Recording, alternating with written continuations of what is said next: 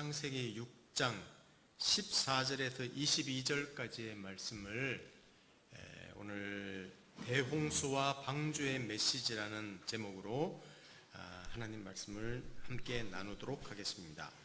17절에서 22절인데 제가 한 절, 여러분 한 절 함께 읽도록 하겠습니다. 내가 홍수를 땅에 일으켜 무릇 생명의 기운이 있는 모든 육체를 천하에서 멸절하리니 땅에 있는 것들이 다 죽으리라. 그러나 노아는 내가 내 언약을 세우리니 너는 내 아들들과 내 아내와 내 며느리들과 함께 그 방주로 들어가고 혈육 있는 모든 생물을 너는 각기 암수 한 쌍씩 방주로 이끌어들여 나와 함께 생명을 보존하게 하되 새가 그 종류대로 가축이 그 종류대로 땅에 기는 모든 것이 그 종류대로 각기 둘씩 내게로 나오리니 그 생명을 보존하게 하라. 너는 먹을 모든 양식을 내게로 가져다가 저축하라. 이것이 너와 그들의 먹을 것이 되리라. 노아가 그와 같이 하여 하나님이 자기에게 명하신 대로 다 준행하였더라. 아멘. 지난 주일에는 인하대학교 조선해양공학과 교수로 재직 중인 이경호 장로님을 초청해서 우리 제목 뭐였죠? 조선공학자가 본 노아 방주 이야기라는 제목으로 함께 나누기도 했습니다.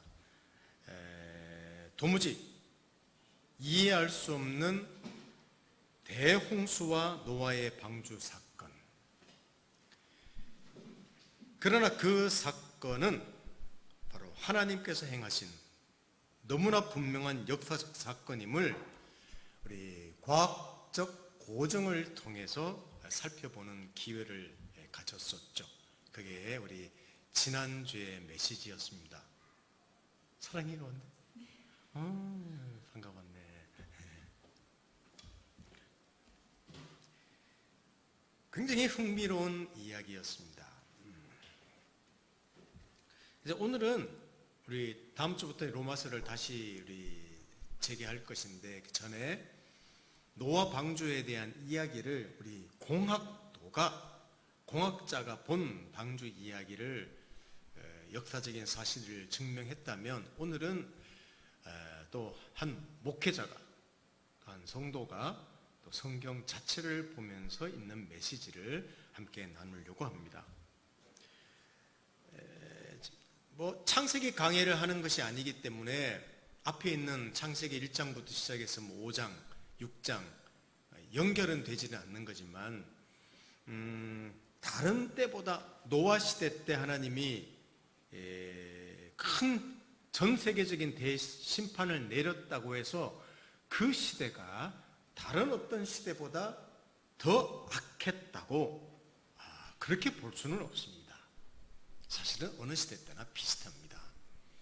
그런데 그 아주 대홍수, 여러분 지금도 예수 안 믿는 분들, 하나님을 모르는 분들도 역사 가운데 대홍수가 있었다. 그러면 어느 정도 인정을 해요. 그만큼 역사적인 한 사건이었기 때문입니다. 그 사건을 통하여 하나님이 인간의 본질이 무엇인지, 그 본질이 우리 인간을 어디로 끌고 가고 있는지를 대홍수라는 사건을 통하여 보이셨다는 것이 노아의 대홍수 사건의 큰 의미였는데 제가 과거에도 말씀드린 적이 있습니다. 근데 이런 대홍수에서 벗어난 자들이 있다는 겁니다. 바로 노아와 그 가족입니다. 그 이야기를 오늘 하려는 겁니다.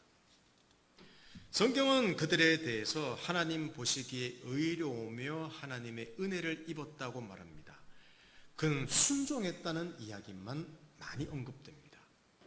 그 말은 그가 순종했고 그가 의로웠고 또 하나님 보시기에 또 하나님 은혜를 입었다는 말은 간단하게 요약하면 이런 겁니다. 노아는 그가 구원받은 조건이 조금이라도 그에게 없었더라라는 이야기가 이 노아 이야기의 핵심입니다. 자, 노아는 방주 제작을 시작합니다. 우리 지난 주일에 자세히 들었습니다. 자, 14절부터 16절을 한번 여기 보십시오. 제가 읽어드립니다. 너는 고페르 나무로 너를 위하여 방주를 만들되 그 안에 칸들을 막고 역정을 그 안팎에 칠하라. 네가 만들 방주는 이러하니 그 길이는 300규빗, 너비는 50규빗, 높이는 30규빗이라. 거기에 창을 내되 위에서부터 한 규빗에 내고 그 문은 옆으로 내고 상중하 3층으로 할지니라. 제가 자세히 설명하지 않습니다. 지난주에 다 들은 내용인데 우리 지난주 이경호 장로님이 뭐라고 했습니까? 대충 들어간 마리수가 아마 종으로 생물의 종으로 말하면 한 17,600여 요정이 들어갔을 거다. 과학적으로 어느 정도 증명할 수 있다는 이야기했죠. 그리고 그냥 3층까지 우겨서 넣으면 그들이 동면한다는 것을 전제로 한다면 한 7만여 마리까지 방주에 들어갈 수 있다는 것, 과학적으로 장로님이 이야기를 한 것을 들었습니다. 근데 저는 그 이야기는 우리 아직 유튜브로 올리지 않아서 어떻게 해서는 반드시 유튜브를 다시 올릴 것인데 그때 좀 자세히 들어보시고, 중요한 사실은 노아 방주는 배가 아니었다는 것 기억나시죠? 배가 아니었습니다. 네모난 상자였고 돛도 없고 키도 없었습니다. 하나님이 운행했다는 말입니다. 그리고 그것이 조선 배를 만든 것이 아니라 사람들과 생물을 보존하기 위해서 만드신 하나님의 구원 방법이었다는 것이 이 방주의 가장 큰 특징이라고 말씀을 들을 수 있었습니다.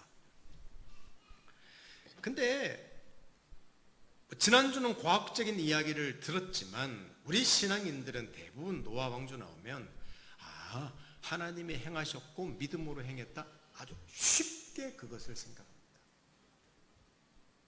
근데 사실은 굉장히 대단한 사건이 노아 방주 사건입니다. 전문가도 아닌 노아가 오랜 시간에 걸쳐서 그 가족과 함께 배를 건축합니다. 만듭니다. 엄청난 수의 짐승들이 그 방주 안에 들어갑니다. 그리고 홍수가 난 1년이라는 기간 동안에 그 안에 지냅니다. 먹이고 또 배설물을 내면 그것을 치우고, 어떻게 그 안에서 수만 마리의 짐승들과 사람이 살 수 있었을까? 도무지 상상되지 않습니다. 믿을 수 없는 이야기입니다. 전 세계 홍수도 이해하기 힘든 이야기지만 저는 홍수는 그럴 수도 있어. 우리도 물난리 나는 걸 너무나 많이 봤기 때문에 그럴 수 있다고 합시다. 근데 저는 더 믿어지지 않는 게 뭐냐면요, 그런 배처럼 생긴 네모난 상자에 그 수많은 짐승들과 사람이 1년 동안 지냈다는 것, 그게 저는 더 안 믿어져요, 사실은.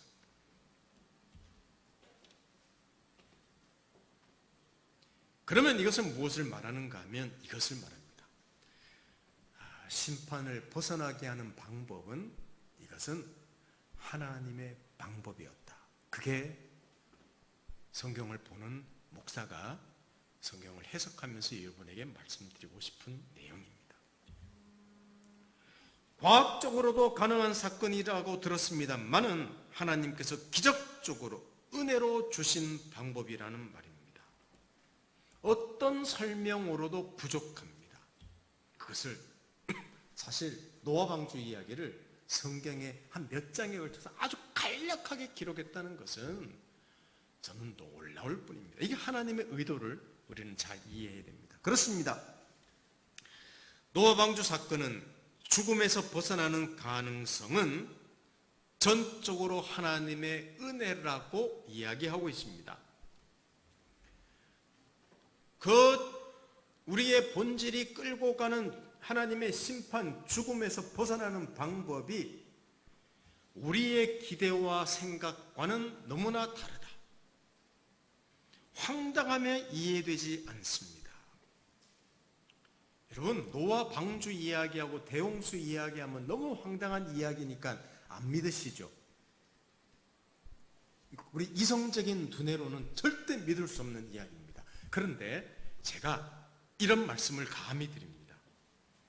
오히려 안전하고 확실한 구원이라고 말씀드리고 싶습니다.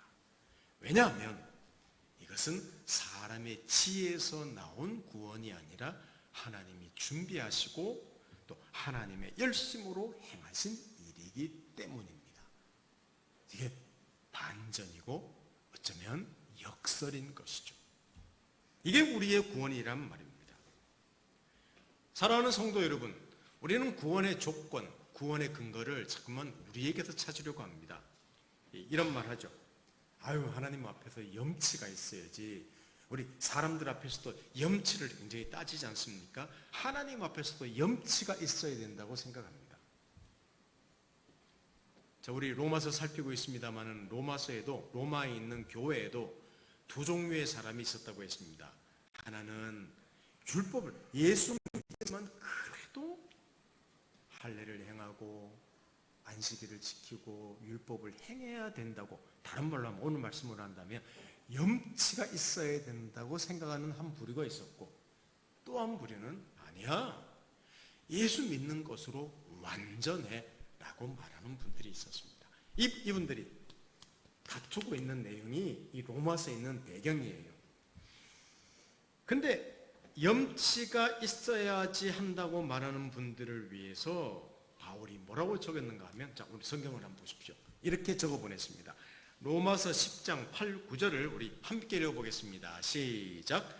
그러면 무엇을 말하느냐? 말씀이 내게 가까워 내 입에 있으며 내 마음에 있다 하였으니 곧 우리가 전파하는 믿음의 말씀이라.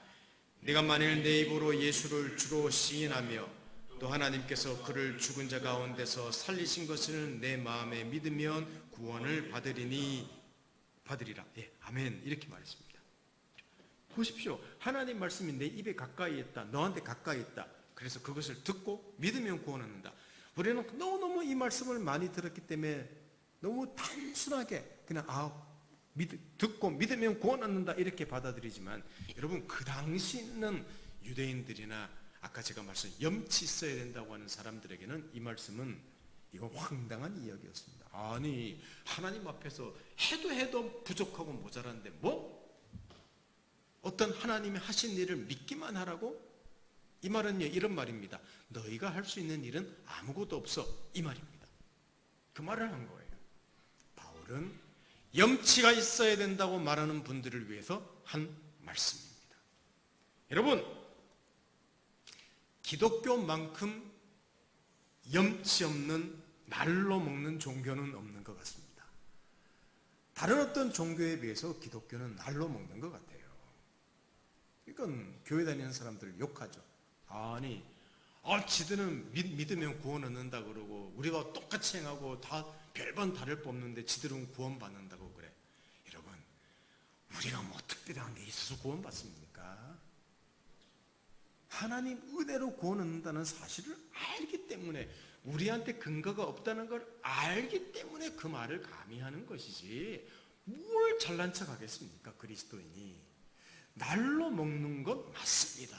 날로 먹는 사람들입니다. 왜? 예수 때문에 그렇습니다. 하나님이 다 이루셨답니다.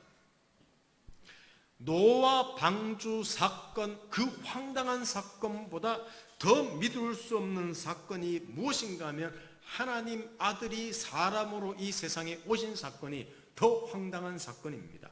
그리고 십자가에서 하나님이 죽으신 사건입니다. 이 하나님의 사건 안에서 사람을 위한 구원을 하나님께서 이루셨습니다. 그래서 복음이라고 합니다. 굿뉴스라고 하는 것이죠. 그래서 쉼을 줍니다. 그래서 소망을 줍니다. 그래서 조금도 좌절할 수 없는 것입니다. 우리는 바로 이 말도 되지 않는 예수 사건 안에 있는 사람이에요. 여러분, 말도 되지 않는 노아 홍수와 방주를 통해서 구원받았다. 이 거짓말 같은 사건인데, 이 사건보다 더 믿을 수 없는 하나님이 사람으로 와서 십자가에서 죽고 다시 사심으로 모든 인류에게 구원의 길이 열렸다는 것만큼 황당한 사건은 어디 있습니까? 그래서 우리의 구원은 안전하고 우리에게 소망이 있다는 말입니다. 그걸 오늘 지난주 과학적으로 그래도 증명하려는 공학도의 이야기를 들은 이후로 제가 이 성경에 있는 말씀을 다시 한 번 더 구원론적으로 말씀을 드리고자 하는 것입니다.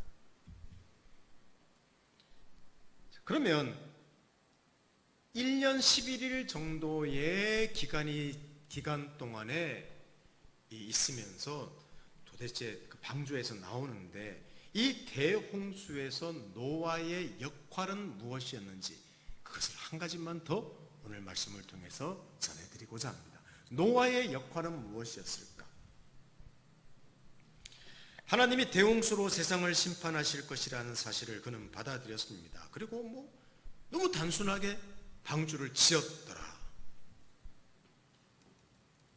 여러분, 굉장한 사람이죠. 사람들이 얼마나 많이 비방했겠습니까? 얼마나 많이 비방했겠습니까? 아니, 이 마른 날에 대홍수가 온다고 아마 많이 욕했을 거예요. 조롱했을 거예요. 그는 자기가 속한 세상에서 순응하기를 거부하고 분명히 거슬러 살았던 사람임이 틀림없습니다. 근데 자세히 읽어보면 우리는 너무 노아 그러면 하나님 말씀에 순종한 대단한 의인이라고 도장을 딱 찍어버리기 때문에 의심을 안 합니다. 자, 의심을 좀 해보겠습니다. 점수를 안 주려는 거예요. 너무 주는 것인가? 너무 안 주는 것인가? 자, 노아는 방주나 짐승들을 모아들이는 것에서 묻거나 따진 기록이 성경에 없습니다.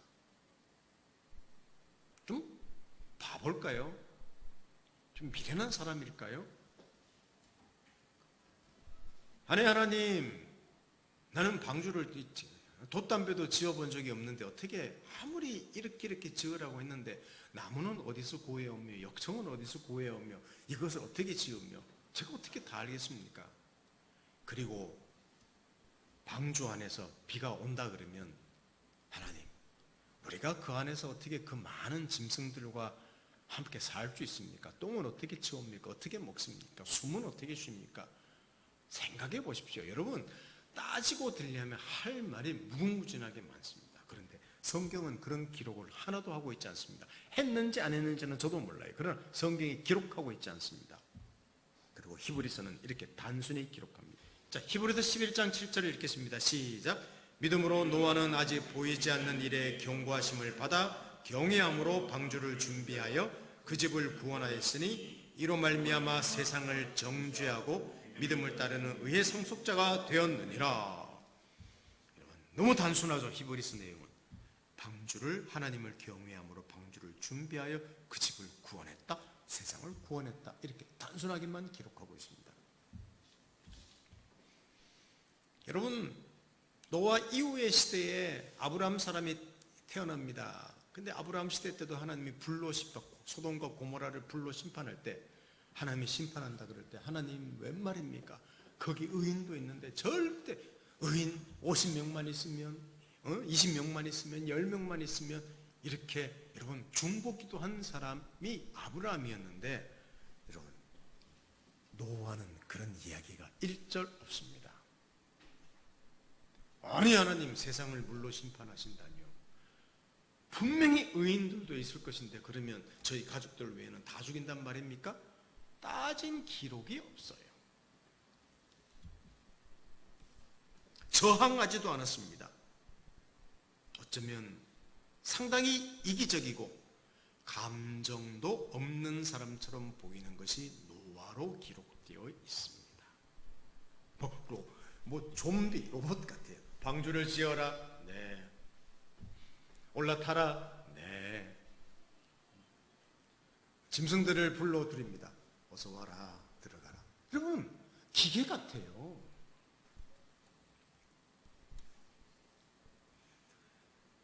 대홍수라는 엄청난 사건에 비해서 이 노아라는 사람은 너무 밋밋해 보입니다. 극적이질 않습니다. 사람이 긴장감도 없습니다.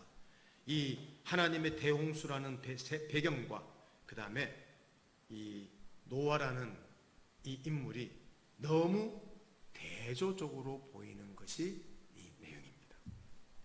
그렇습니다. 오히려 긴장감이 있는 쪽은 하나님입니다. 세상의 악한 것을 보시고 그것을 지으신 것을 한탄하신 분은 하나님이시고, 창조한 사람을 땅에서 쓸어버리겠다고 말씀하시는 분도 하나님이시고, 노아에게 뜻을 전달해서 세상을 구원하는 방법을 만드시는 분도 하나님이시고, 노아의 수고가 얼마나 대단했습니까?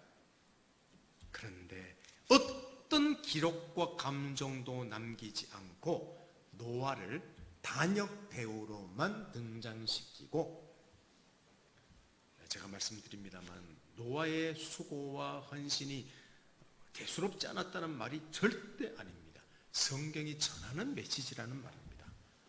그걸 그냥 무시하는 듯 기록을 했다는 말이죠. 그리고 하나님이 행하시는 구원이 얼마나 큰가를 오히려 대조적으로 보여주고 있습니다. 다른 말로 하면 노아는 그렇게밖에 할 도리가 없었기 때문에 이렇게 행했다는 기록이 성경 기록입니다.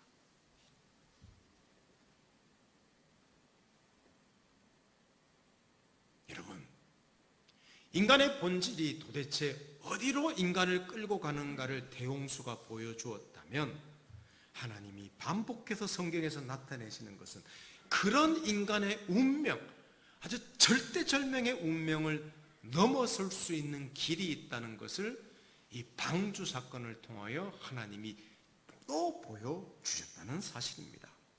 하나님의 일하심, 하나님의 은혜 안에 있는 사람들이 있다는 그것을 이 사건을 통하여 또 보여주신 것이죠.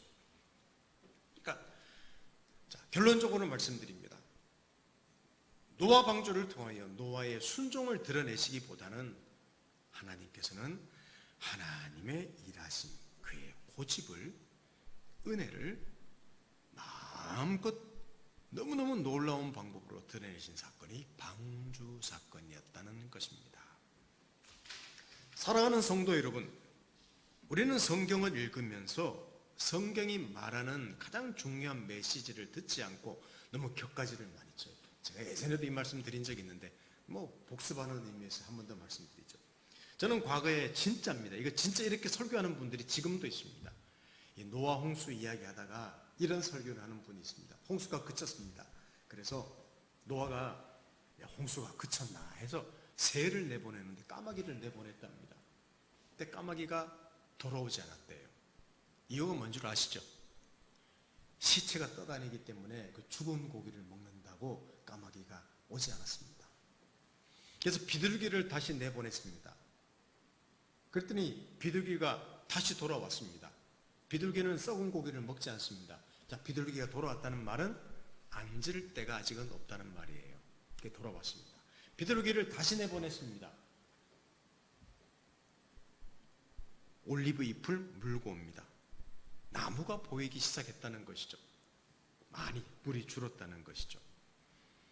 여러분, 그 메시지, 그 내용은요, 하나님이 홍수를 하시고 그게 그치고 하나님의 새로운 세상이 시작되었다는 것을 그냥 그 짐승을 통해서 볼 수가 없으니까 아는 그 메시지밖에 없는데, 어떤 분들은 어떻게 해석하는가 하면, 여러 성도님들 우리는 까마귀 같은 신자가 되지 맙시다, 그렇게 이야기를 해요. 응? 교회를 떠나는 까마귀 신자가 되지 말고 교회로 돌아오는 비둘기 신자가 되자고 이렇게 풍자적으로 설교하는 설교를 저 어릴 때 듣고 살았습니다. 얼마나 괴상한 설교입니까? 하나님이 전혀 의도하지 않은 메시지인데, 자, 노아 방주에 대한 메시지가 얼마나 많이 나올 수 있겠습니까? 가장 중요한 메시지를 들을 수 있어야 한다는 것입니다. 냉면집 가서 짬뽕을 먹고 올 수는 없지 않습니까? 또 없습니다. 냉면집에는. 대홍수라는 아까도 말씀드렸다시피 사건 안에서 인간의 본질을 드러내셨다면, 방주라는 사건 안에서 하나님의 구원, 하나님의 일하심이 은혜의 일하심이 무엇인지를 선명하게 드러내셨습니다. 성경에는 수많은 메시지가 있어 보이지만 사실 예수 안에서 드러내신 너무나 거대하고 명백한 한 가지 메시지가 있음을 꼭 알아야 됩니다. 여러분, 성경은 단순한 교훈집이 아닙니다. 도덕책이 아닙니다. 우리 인간이 이 세상을 살아가는 어떤 경영학 책도 아니요, 인격을 다듬는 책도 아닙니다. 성경의 가장 중요한 메시지는 하나님이 자기 아들 예수 그리스도 안에서 사람을 사랑하시고 구원하셨다는 그 메시지, 그 안에 가장 중요한 메시지가 들어있는 거예요. 하나님 아들을 보낼 수밖에 없었다는 메시지, 그 아들을 보내어서 하나님이 하시는 하나님의 고집, 하나님의 열심, 하나님의 소망, 그것이 성경 도처에 있기 때문에 우리는 그것을 통하여 격려를 받고 소망을 가져야 된다는 것, 그것이 성경의 메시지입니다. 또한 이것이 대홍수와 방주의 메시지라는 말입니다. 다른 말로 하면 인간이란 무엇인가? 바로 이런 인간을 위해서 하나님께서 하신 일이 무엇인가? 그것이 오늘 대홍수의 또는 방주의 메시지라는 겁니다. 그러니 우리 자신뿐 아니라 사람들의 악함과 무능함을 보면서 너무 분노하고 실망하지 맙시다. 여러분, 좌절하고 분노하고 실망하는 것도 사실은 교만입니다. 교만이에요. 아니, 사람이 어떻게 저럴 수 있을까? 그러면 안 되죠. 근데 사람이 저럴 수 있습니다. 오히려 우리 집에 키우는 강아지, 아니, 에이, 똥강아지야, 네가 어떻게 그럴 수 있어? 강아지는 그럴 수 있어 그러면 그건 이해되는 말이에요. 본능으로 움직이는 놈이니까. 사람은 그럴 수 있습니다. 이런 우리를 위해 이해할 수 없는 일을 오직 은혜로 행하신 하나님 일하심이 있습니다. 방주라는 상상할 수 없는 사건 안에 하나님의 놀라운 일하심이 있듯이 예수라는 도무지 상상할 수 없는 그 인물과 사건, 십자가 사건 안에서 우리를 향한 하나님의 정말 깊은 메시지가 있다는 사실입니다. 그러니 여러분, 자신을 포기할 수 없고 다른 사람도 포기할 수 없습니다. 소망을 가질 수 있습니다. 지난 한 달간 둘째 딸이 외국에 프랑스 살고 있는데 결혼할 친구를 데려왔어요.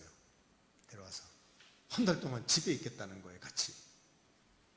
온 가족이 반기를 들었습니다. 절대 어떻게 모르는 사람, 그것도 외국인이 와서 우리 집에 같이, 미국처럼 아래 2층으로 있는 집도 아니고 난 못 살아. 반대하다가 결국은 부모가 자식한테 지는 거니까 같이 한 달 동안 잘 지냈습니다. 한 달 동안 잘 지냈습니다.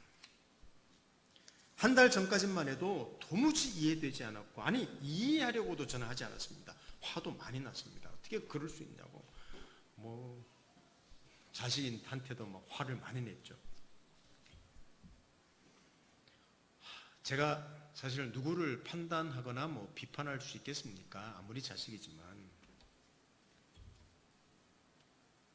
은혜 받은 사람인데 사실은, 그리고 아빠인데 제가 할 수 있는 어쩌면 유일한 길은 오래 참고 사랑하는 것밖에 더 있겠습니까? 그 방법밖에 없는 거예요. 그래서 허락하고 같이 있었습니다. 군대를 전역한 이후로 제가 카투사를 있었는데 그때 영어를 조금 했었는데 1985년도에 전역하고 몇 년입니까? 거의 수십 년 만에 한 달 동안의 영어를, 안 되는 영어 꼬부라지 혀를 꼬부린다고 아주 혼났습니다. 온 가족이 환대를 해주었지요. 제가 왜 이 말씀을 드리는가 하면 사랑하는 것밖에 할 수 없다는 말, 그 누구도 사실은 포기할 사람이 없다는 것. 저도 포기하고 싶은 사람이 많아요. 저도 분노하고 있는 사람이 많고, 아니 저 자신도 마음에 안 들어서 어쩌면 매주 어떨 때는 매일 저 자신이 마음에 안 들 때도 있습니다. 그냥 뭐 솔직한 심정이에요. 그러나 오늘 이 대홍수와 방주의 메시지 안에 든 메시지는 사람들을 향한, 나를 향한 하나님의 일하심을 생각하면, 하나님이 나를 사랑하신 것을 생각하면 다른 사람을 향해서도 기대하고 사랑할 수밖에 없다. 기대할 수밖에 없다. 그것이 어쩌면 우리의 책임이고 어쩌면 우리가 해야 될 유일한 길이라고 생각합니다. 우리가 포기할 수 없는 것이죠. 왜? 하나님이 자기 아들을 보내어서 하신 일이 있기 때문입니다. 이것이 자신을 향한, 그리고 사람들을 향한 메시지임을 안다면 우리의 좌절과 포기라는 단어를 넘어서는 삶을 우리가 살아가야 할 것입니다. 그래도 한 달 정도 그렇게 살고 났는데 참 마음이 그전과 좀 많이 달라졌어요. 그러니까 받아주고 용납하고, 그 다음에 그 사람을 보는 어떤 시각을 좀 그래도 조금이라도 주님의 시각으로 보고 품었다는 것이 좀 사람을 다르게 보는, 또 저 자신을 다르게 보는, 제 마음속에는 격동의 어떤 시간들이 많이 일어날지라도 그래도 다시 한번 하나님께서 하신 일, 그 메시지 앞에 다시 한번 굴복하게 된다는 사실입니다. 눈앞에 보이는 거대한 장벽에도 불구하고 그 안에서 하나님께서 행하시는 상상할 수도 없는 일이 있다고 오늘 이 대홍수와 방주회를 통해서 하나님이 메시지를 주고 계십니다. 오늘 예배에 참석한 사랑하는 성도 여러분, 우리 자신을 포기하지 마시고 또 다른 사람을 포기하지 마시고 하나님이 아들을 보내신 그 열심이 우리보다 더 크게 넘치겠다는 사실 속에 이 세상을 살아내는 우리 오직 유일하게 사랑하는 그리스도인이 되기를 예수님 이름으로 축원합니다. 함께 기도하겠습니다. 하나님 아버지 감사합니다. 우리 지난주에는 한 공학도를 통하여 하나님 말씀이 역사적으로 얼마나 위대한지를 우리가 살피면서 큰 은혜와 도전을 받았습니다. 또한 이 하나님 말씀이 우리에게 과연 신학적으로 무엇을 말씀하시는지를 오늘 덤으로도 살펴보게 되었습니다. 살아계신 하나님 아버지여, 우리 자신을 포기할 수 없습니다. 사람들을 향하여 포기할 수 없습니다. 하나님께서 우리 인간이 어떤 아무렇지도 않은 존재임을 드러내셨지만 그들을 위한 위대한 일을 방주라는 사건에서 행하신, 예수 안에서 행하신 하나님께서 그 일을 행하신 하나님의 열심과 고집이기 때문입니다.